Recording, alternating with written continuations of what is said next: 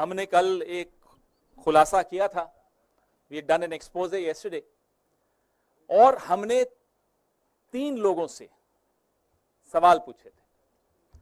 माननीय प्रधानमंत्री जी से सवाल पूछे थे, सेबी की चेयरपर्सन से सवाल पूछे थे, और आईसीआईसीआई बैंक से सवाल पूछे थे। इनमें से कौन मोहरा है और कौन खिलाड़ी है मुझे नहीं मालूम, लेकिन एक मोहरे का जवाब आया, आईसीआईसीआई का जवाब आया। उस बारे में थोड़ी चर्चा कर लें, क्योंकि उस जवाब से और सवाल खड़े हो जाते हैं। उस जवाब ने हमारा काफी काम आसान कर दिया। इस पूरे घोटाले का एक परत और खुली इस जवाब से। They have helped us in unlayering this expose even further. तो आईसीआईसीआई कहता है कि माधवी बुच जी को जो उनका कार्यकाल था आईसीआईसीआई में, उसका रिटायरल बेनिफिट मिला, तनख्वाह नहीं थी। ये सेवानिवृत्ति के पश्चात जो उनको पैसा देना था वो था। अब मैं अपने साथियों से कहूंगा कि वो टेबल खोलें, क्योंकि वो टेबल बहुत कुछ बताता है। इसको थोड़ा, आपको दिख रहा है ये टेबल अच्छी तरह? नहीं, यहां से पीछे दिख ही रहा। तो आप देखेंगे कि माधवी बुच जी आईसीआई से रिटायर हुई और उस वक्त उनको कुछ ग्रेच्युटी मिली। टेबल में आप देखिए 71,90,000 2013-14 में उनको ग्रेच्युटी मिली। उसके आगे लिखा हुआ अलाउंस ग्रेच्युटी फंड। 2014-15 में 5,36,08,825 रुपए, ये हम मान लेते हैं 1 मिनट के लिए कि ये रिटायरमेंट कम्यूटेड जो पेंशन है ये उनको मिल गई। चलिए मान लिया। उसके बाद मुझे एक बात बताइए कि किसी भी व्यक्ति को रिटायरमेंट के पश्चात हर साल पेंशन का अमाउंट बदलता रहता है क्या?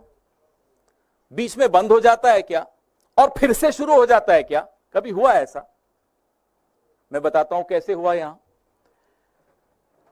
अगर 2014-15 में सब सेटलमेंट हो गई आईसीआईसीआई की और माधवी बुच जी की, और 2015-16 में उस टेबल में आप देखिए कि उनको वहां से कुछ नहीं मिला, नो सैलरी लिखा हुआ है, तो फिर 2016-17 में फिर से क्यों मिलनी शुरू हो गई? ये ऐसी कौन सी पेंशन है? सेटलमेंट हो गया, 5 करोड़ के लगभग आपने दे दिया, ग्रेच्युटी आपने दे दी, फिर आपने देना बंद कर दिया, लेकिन 16-17 में फिर से शुरू कर दिया। ये बड़ी चमत्कारिक पेंशन है, फिर से मिल गई।